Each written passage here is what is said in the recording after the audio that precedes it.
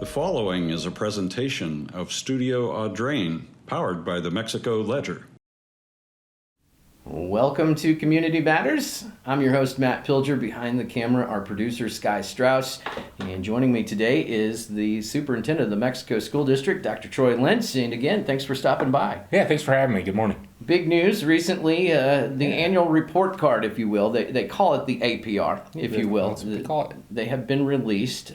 Good news for Missouri schools and for Mexico. Mm-hmm. Let's start off there.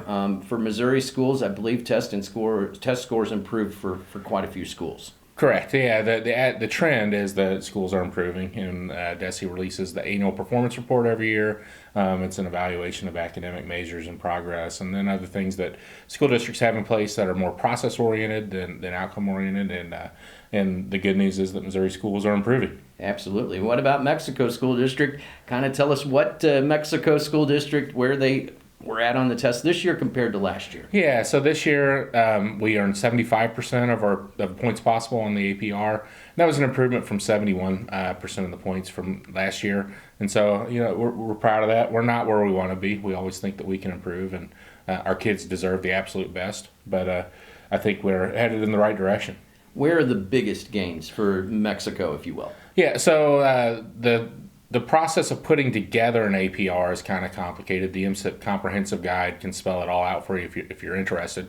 But the places where we picked up points were on individual student growth. So DESE has a measure, and it's called academic achievement growth.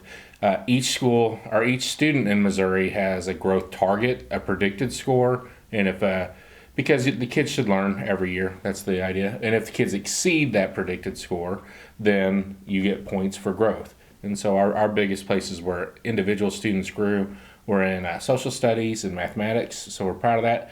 And then the other place where very proud of is this last year we earned the highest number of points you can earn for the percentage of students in your graduating class who earned A's and B's in a dual credit class.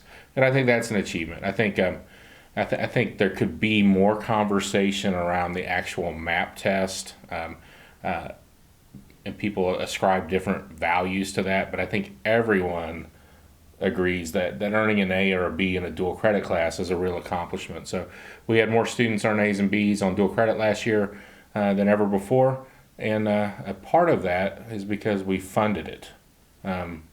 Last year at Mexico High School, if you wanted to take a dual credit class, we paid for it through a PIM grant. We wouldn't have had that PIM grant without our partnership with Coach Lou's a commitment to community.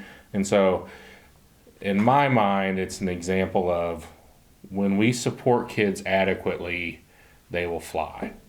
Absolutely. I know that Carla Esslinger, the commissioner of DESE, has said that there's a few areas that she wants to focus on. I think attendance and reading literacy, those are big focuses. What are some of the areas that Mexico wants to focus on? Sure. So we are in year 2 of trying to unify our ELA curriculum so that teachers and students are using common language as they talk about, consonant blends and things like that. And then we're in the first year of a new mathematics curriculum. And so we want our kids to be exposed to a challenging curriculum that builds on itself in a logical way. And so we want to support our teachers too with their capacity to teach mathematics. So those are 2 places that we're leaning in. We also have fairly well developed and well established multi-tiered systems of support. So if a student has fallen behind, we can match the name with the need and provide that kid the extra support. So again, I also think that this partnership that we're working with and evolving with C2C, I think that provides kids extra support. Mexico, we have a lot of kids that come to us from difficult places, and I think you have to move different when you're trying to work in an environment like that because all kids deserve the best. Absolutely. Now, folks who want to see how their schools performed, I believe they can find all of that on the DESE website, correct? Correct, yeah. If you go to the comprehensive data system on the DESE website, you can find more information about your school. And then also, I just encourage parents to dial in and the iReady scores and what you see on your local assessments. I think those things are so very important. Talk to your teachers about how your student is doing, and that means a lot.